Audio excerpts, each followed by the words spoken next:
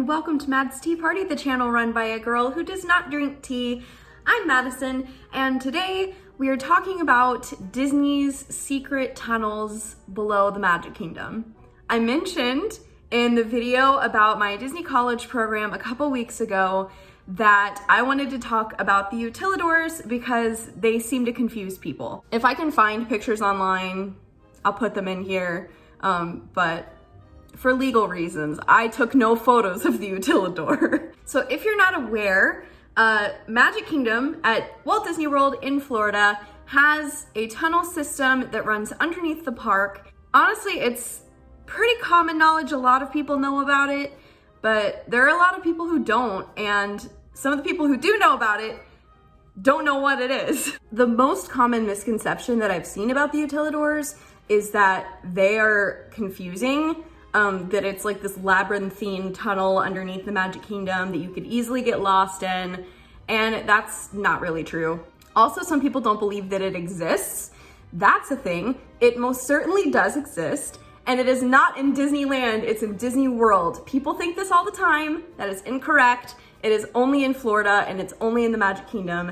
There is a tunnel underneath the American Adventure in Epcot, but that is the only other tunnel in any other Disney park around the world, period. I worked at Disney last year for a little while. Again, watch my DCP video if you're curious about that. I worked in the utilidors basically every day, so I know what they are, I know how they work, and again, like I said, there's not that much down there, but they confuse people. So you've got Magic Kingdom on the second level, and then you've got the utilidors, the utility corridors, on the first level. Because the water level is so high in Florida, they couldn't dig underneath the actual park. So level 1 is the utilidor, level 2 is the park. So basically behind every gift shop, every ride, there is a stairwell or an elevator or something that goes down to the utilidors. The entrance to it is in Fantasyland, behind like the Little Mermaid ride. That's right about where the entrance is. So when cast members go to work, they park and they have to get on a shuttle that will take them to the utilidor because it's just different than any other park. The shuttle will drop you off at the base of the utilidor and you go to your location from there. Honestly, I never got lost in the utilidor. It's pretty easy to find your way around. It's a giant circle with a line down the middle, just like a cancel symbol or something like that. It's really easy. And also the walls are painted different colors for each land, and there's clearly marked signs pretty much everywhere. So you can't really end up in the wrong land. I will say though, it is definitely possible to end up going up the wrong stairwell. That is a pretty easy mistake to make because they're not really marked for what you're looking for. So they're not really helpful. But if you can find your way to the land that you're going to, you can find your way upstairs and then ask someone where you need to go. So what's in the utilidors? Why are they even necessary? What's down there mostly is training rooms. You've got entertainment costuming. You've got stock rooms for all the merchandise, various things like that. So it's all municipal stuff. There's not really a lot of fun things down there, except I will say the entertainment costuming area is pretty cool. It was nice to walk through the utilidors every day and just see different random characters, especially since I was working on Main Street, which you have to walk the entire length of the park to get to your location. Because like I said, it drops you off at Fantasyland. It drops you up here, you have to walk all the way up here. Well, the castle's right about here. And as you're walking by, at the time they still had the stage show on the castle and stuff, and princesses would go back and forth between Cinderella's royal table.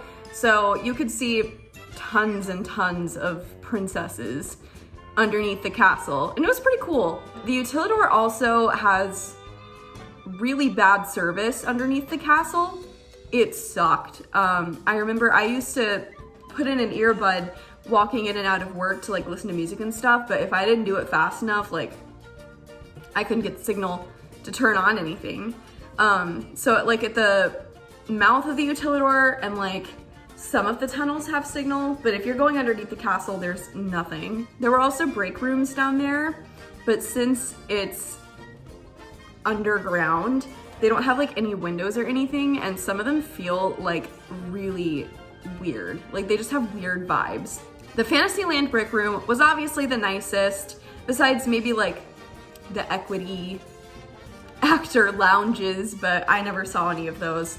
But yeah, Mouseketeria, that is the main break room. It's in Fantasyland. They have like a subway and stuff in there. It's pretty nice, but I never really went there on my break just because it was a really far walk away from Main Street, and your break starts as soon as they hand you like the little slip of paper that says go to your break. So I didn't really want to take like 10 minutes each way just walking to the Mouseketeria. And it does take 10 minutes basically to walk through the utilidor. So yeah, get comfy.